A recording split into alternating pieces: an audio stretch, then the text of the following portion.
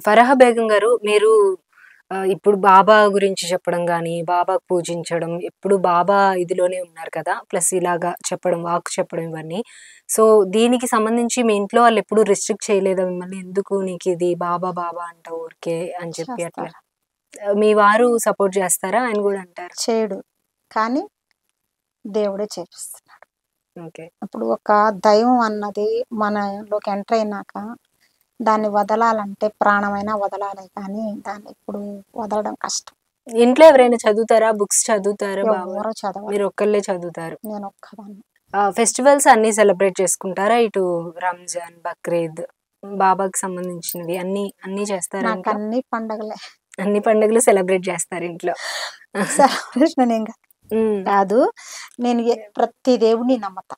Okay. నాకు ఈ దేవుడు కొలిస్తే అదే నా మనస్సులో నమ్మకం. కాకపోతే ఇంకొక విషయం ఏందంటే ఎవరో విజయవాడ నుంచి నా కాల్ నంబర్ తీసుకొని ఫోన్ చేశారు. ఆమెకి 20 ఇయర్స్ నుంచి పిల్లలు లేరంట. హ్మ్. ప్రెగ్నెన్సీ అయిందంట.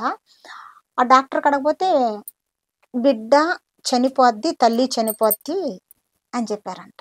హ్మ్. చెప్తే వాళ్ళు ఎవరో నాకు నంబర్స్ అమ్మా మా అట్లాగా ప్రెగ్నెంట్ ఉంది. కానీ ఇప్పుడు 4వ నెల ఆమె చనిపోద్ది అని డాక్టర్లు అందరూ చెప్తున్నారంటే, ఆమె చెప్పంగానే నాకేమనిపించింది మైండ్‌లో ఈ బిడ్డ చచ్చిపోదు. వీళ్ళు జీసస్‌ని కొలుస్తున్నప్పుడు జీసస్ కాపాడతాడు. అది ఒక్కటే వచ్చిందమ్మా. హ్మ్. అంతే ఇప్పుడు బిడ్డని కనేసి మగపిల్లోడిని అమ్మ నువ్వు చెప్పినట్టే జరిగింది. మళ్ళీ వాళ్ళెవరో నేనెవరో. హ్మ్. టక్కన ఆవిడ మీకు అనిపించేసి కాల్ చేసింది అక్కడి నుండి, చెప్పి విజయవాడ నుండి. ఆ! ఓకే. ఏరే ఆమె ద్వారా చేపిచ్చింది ఎవరో ఇస్తే చెప్పా. అప్పుడే అనిపించింది మనసుకి ఆమెతో మాట్లాడుతుంటే అనిపించేసింది. ఈ బిడ్డ ఎలాగా చనిపోడు, ఆమె చనిపోదు. ఎందుకు నా మనసులోని ఎందుకు చనిపోద్ది? చనిపోద్ది వీళ్ళిద్దరు బతుకుతారనిపించింది.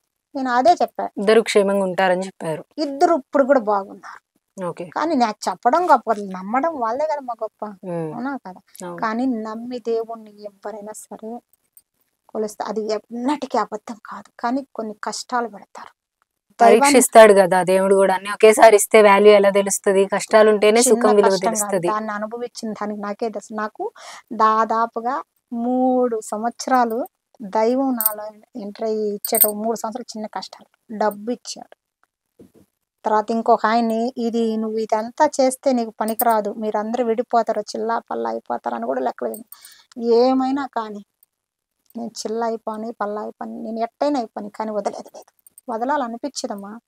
ఇప్పుడు ఒక దేవుడిని ఏదైనా పడితే ఇప్పుడు మా దర్గాకెళ్ళా. మా చిన్న బాబు బాగల సపోజ్ ఈ దైవం ఉన్నా మనకు కూడా రోగాలొస్తాయి.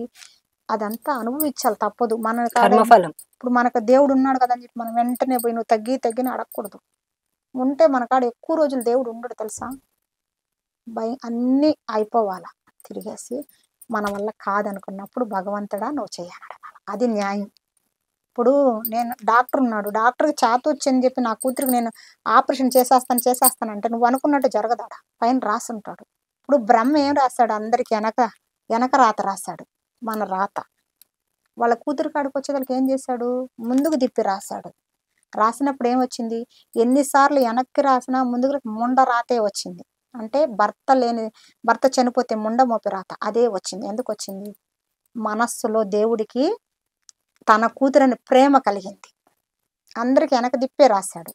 అట్లా ఏదైనా మనం ఏమన్నా కానీ మన చేతిలో మనకు బాబా చేస్తాడని నా బిడ్డకి అది అని కోరకూడదు. నీ ఇష్టం. వాడిని ఏం చేయాలనుకుంటున్నావు వచ్చి అనేసి అడగాల.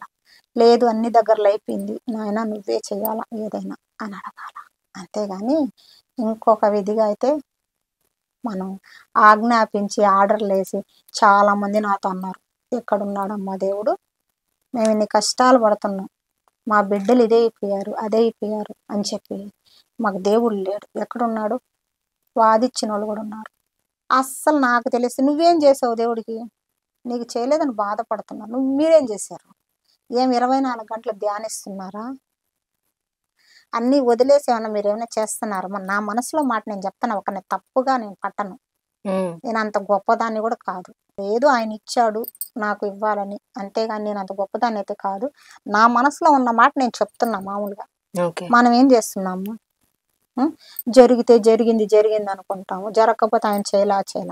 అసలు బాబా ఒక మాట అంటున్నాడు తెలుసా? ఇప్పుడు లీలామృతలో ఉంది. ఒక అతను ఆయనకి కూతురికి పెళ్లి చేస్తాను అని అంటాడు.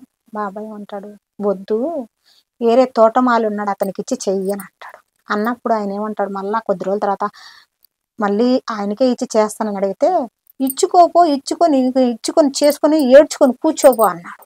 అంటే దానికి అర్థం ఏమని, ఆయన తర్వాత ఇచ్చి చేసిన తర్వాత 6 నెలలకి భర్త చనిపోయాడు. ఆ అమ్మాయి భర్త చనిపోతే ఏం చెప్తున్నాడు, ఏం బాబా నిన్నే నమ్ముకున్నాను కదా నేను, మరి నా బిడ్డకి ఇట్ట అయింది, ఎందుకు జరిగింది అని అంటే ఆయన ఏమంటున్నాడు, నేను చెప్తున్నాను మీరు వినకుండా చేసుకొని, బాబా నువ్వు ఒళ్ళేదా, నాకెందుకు ఇటు జరిగింది అంటే ఆయన బాధ్యత కాదు కదా. ఇప్పుడు నన్ను ఒక విషయం అడిగావమ్మా, ఈ పెళ్లి చేయమంటా వాళ్ళిద్దరికి అడిగారు, వద్దమ్మా చెప్తా, నువ్వు చేసేసిన తర్వాత ఏదన్నా గల్తీ జరిగితే దానికి ఎవరు బాధ్యతలు. ఇప్పుడు నన్ను చాలా మంది ఫోన్ చేసి అబ్బాయి పేరు అమ్మాయి పేరు మాత్రమే అడుగుతారు, ఏదో జాతకాలు నాకు వద్దు. అడిగినప్పుడు నేను అడుగుతా, దైవాన్ని అడుగుతా, నాయన వీళ్ళిద్దరికి పెళ్లి చేస్తే కలిసి ఉంటారా విడిపోతారా, వీళ్ళిద్దరికి జరగద్దా, ఇది ఒక్కటే అడగదు, ఇంకేది అడగదు. ఎన్ని జరిగినా కలిసి ఉంటారని వస్తేనే చేయనంట, లేదంటే వద్దని చెప్పేస్తా. ఎంతమంది పిల్లలు మీకు? 2 కొడుకులు. 2 కొడుకులు. ఓకే. కానీ ఎన్ని కూడా ఇప్పుడు మామూలుగా నేను దర్గాకి వెళ్ళామన్న, అంటే ఎక్కువ దర్గా వెళ్తా ఉంటాం మేము, కసుమూరికి, ఏఎస్పేట. ఇక్కడ ఈ రొట్లి పండుగ నిన్నుండారు మీరు, సంవత్సరానికి ఒకసారి వస్తుంది మొక్కరం, వేల సంఖ్య వస్తారు నెల్లూరుకి. అంటే అక్కడ దర్గా కాడ రొట్టి అంటే ఆరోగ్య రొట్టి, సంపద రొట్టి, చదువు రొట్టి, ఎన్నెన్నో రొట్టెలు వదిలి పట్టుకుంటుంటారు. వినలేదా, పేపర్లో కూడా వేస్తుంటారు. విన్నాను. మహా ఫుల్ పవర్ దర్గా అనమాట. అక్కడికి మా చిన్న బాబుకు బాగా పోయా, నిద్ర చేయడానికి వెళ్ళాం మేము. పోతే అక్కడ ఏం కనిపించింది, ఆ అబ్బాయికి బాగా అయిపోతుంది పొమ్మ, ఆయన కూడా సయ్యద్ బాబా ఆయన పేరు, బాబా ఆయన. ఆ దర్గా కూడా ఆయన కూడా చెప్పాడు బాగా అయిపోద్ది 2 డేస్లో అని. అట్టే బాగా అయింది. బాగా కాదమ్మా ఇప్పుడు అలా అంటే కాదనే వస్తుంది. నేనైతే అడిగి పోను పెద్దగా, ఆ దేవుడు కాడ 2 రోజులు కానీ పోయానంటే 3వ రోజు నాకు దర్శనం వచ్చి తీరద్ది. ఇప్పుడు నువ్వు ఈ దేవుడిని కొలవు, ఆ దేవుడి కాడికి వెళ్తాను, పోయినా 3వ రోజు కల్లో కనిపించి ఏదైనా బాధ దానికి సొల్యూషన్ చూపిస్తా. అంటే మీరు వెళ్ళని దేవుడు కూడా మీకు కల్లో, నేను తలుచుకుంటే, తలుచుకోకపోతే ఏది కాదు చెప్తున్నా.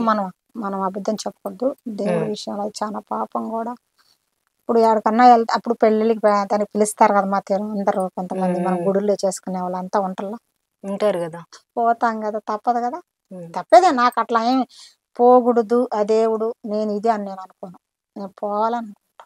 రోజు అంటే ఒక్కరోజు కూడా అసలు బాబా లీలామృతం చదవకుండా ఉండరా? కంపల్సరీ చదువుతారా? చదవతా, చదవకూడనప్పుడు తప్ప. 4 రోజులు అట్లా మంత్లీ 20 times లో చూసుకొని పక్కకు పెట్టేసుకుంటారు. మిస్ అవుతున్న ఫీలింగ్ వచ్చింది ఎప్పుడైనా? ఊరు వెళ్ళేటప్పుడు మర్చిపోయి వెళ్ళడం కానీ బుక్ అలా ఉందా? అదే ఫస్ట్ పెట్టుకుంటా. మీకు అది చదివేటప్పుడు ఎలా అనిపిస్తుంది? అందులో చాలా భయంకరమైన కష్టం వస్తుంది అనుకో, ఆ అధ్యాయం వాడు వచ్చేస్తుంది, ఆ కష్టానికి ఇప్పుడు భయంకరమైన ఏదన్నా నాకు మైండ్ దానికి సంబంధించింది మీకు ఆ బుక్ లో ఆ రోజు చదివే దాంట్లో కనిపిస్తుంది. మామూలుగా అయితే నాకే గబక్కన ఒక్కొక్కసారి ఇప్పుడు కొంచెం మతి మరపు నాకు, అంటే ఇవన్నీ తొందరగా గుర్తు పెట్టుకోలేను కూడా. 1, 2 అయితే పెట్టుకోగలుగుతాం, ఎక్కువ పెట్టుకోలేను నేను. కాకపోతే నాకు ఏదన్నా వస్తువు అది కూడా సడన్ గా తలుచుకున్నప్పుడు టక్కన గుర్తొచ్చేస్తుంది. మీరు ఇప్పుడు ఆ బుక్ చదివేటప్పుడు మీకు సొల్యూషన్ ఇలా వస్తుంది అన్నారు కదా, బాగా ఎక్కువ భావోద్వేగానికి గురైన సందర్భాలు అసలు ఒక్కొక్కసారి అది చదివేట నా కళ్ళల్లో నీళ్ళు కారిపోతాయి, నాకే తెలియదు ఏదన్నా ఒక్కొక్క విషయంలో